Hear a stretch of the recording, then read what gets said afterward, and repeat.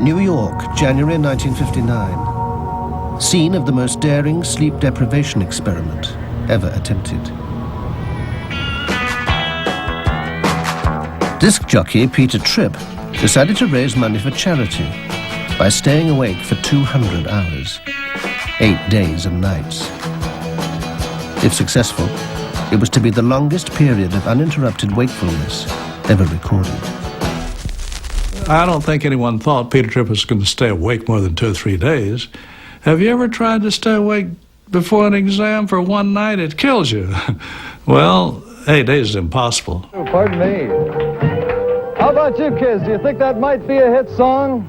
Rosemary June, I'll always be in love with you. We think it's just tremendous. Inventor of the Top 40 and a pioneer of TV pop shows, Tripp was the most successful DJ in America. His radio station asked a young sleep researcher to supervise the experiment. I thought that this was certainly a risk. I tried very hard to persuade them not to do it, because I felt certain from my own studies that significant harm could be a consequence. In 1953, Jolly West had been a young psychiatrist working at a U.S. Air Force base in Texas. He treated a group of American pilots who'd been captured by Chinese communists in the Korean War. The Chinese had tortured the prisoners by preventing them from sleeping. I felt that some of the Air Force POWs had not recovered their former personality function after they returned. They told me that they weren't themselves. Aware of the psychological damage suffered by the American airmen, scientists in the late 50s shied away from sleep deprivation experiments. But Peter Tripp was determined to go ahead. Jolly went to New York and talked with Peter Tripp, and he said, "This is a dangerous thing to do. No one's ever done this before, and you may be in trouble. It may end up that you're going to have physical problems or mental problems. Nobody knows what's going to happen. Do you still want to do this?" And Peter Tripp said, "Yeah, he's going to do it." They got back in touch with me again and said, "Mr. Tripp is going ahead with this in any case. Will you be a consultant?" And I thought, well, if he's going to do it, it shouldn't be wasted. This is one of the most listened to shows around the country, and according to all facts and figures, this is the most listened to, the most popular, the most everything record of the year.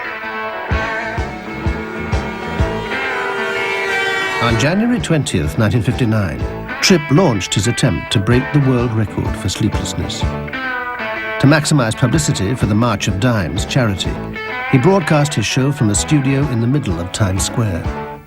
He was a very cheerful, upbeat guy, and that's what we observed at the very beginning. He called himself Mother's little curly-head boy, and away he went. He would spin his records not 4 hours a day, but 24 hours a day, and he would chatter and answer his phone calls and do the whole disc jockey's shtick.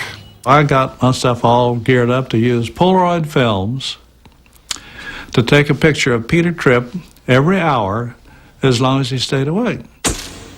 Well, it worked. Good people, right now we're going to kind of close off with something that we think is about as pretty as a record can be. It's instrumental. I think it will be the first big smash hit of 1959. While New Yorkers listened in their millions, the doctors kept Tripp under constant observation. As the hours mounted, it became harder for them to keep him awake. When studies of sleep deprivation are done, I always wonder what measures they took to keep the person awake. Because when we studied Peter Tripp, that was our objective, to make absolutely certain that he stayed awake, and we did. I had the graveyard shift.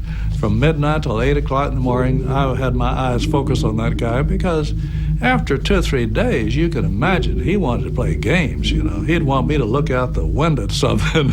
Well, you catnap a few seconds. We never did do that. We wouldn't let him do this.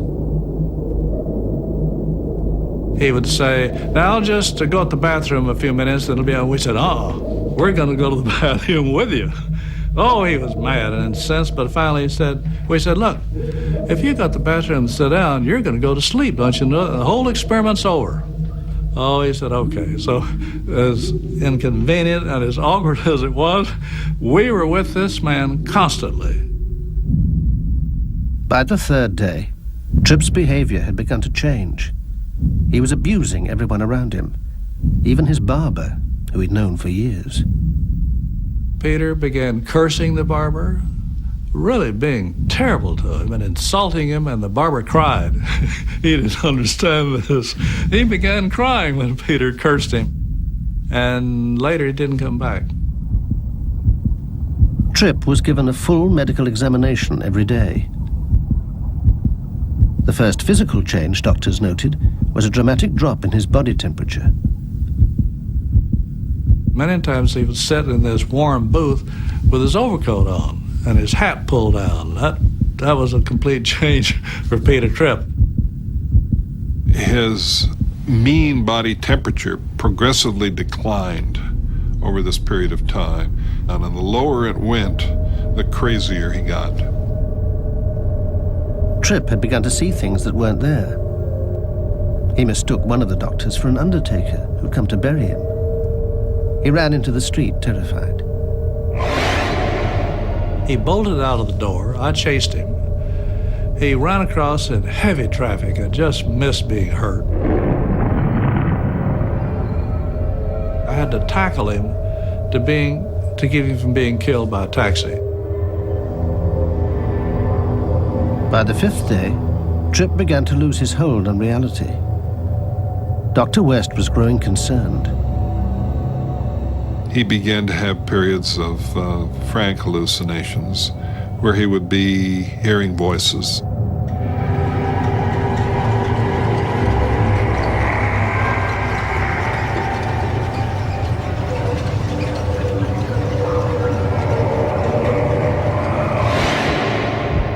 At first, the medical team were puzzled by the hallucinations, but then they made a surprising discovery. When we sleep, we enter a period of REM sleep every 90 minutes. It's during this stage that we dream.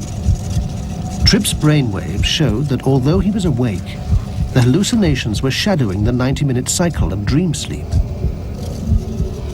There was a 90-minute cycle of relative confusion and relative clarity that would ebb and flow.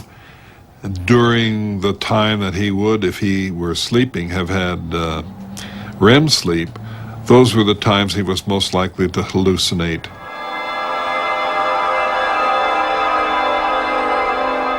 It was as though he were having dreams, some of them with even a nightmarish quality, even though he was awake. He began seeing spiders in his shoes, and he talked about them, was fearful of this. He actually could see these spiders in his shoes. He'd take off his shoes and look inside them and say, those are spiders. See those spiders in there?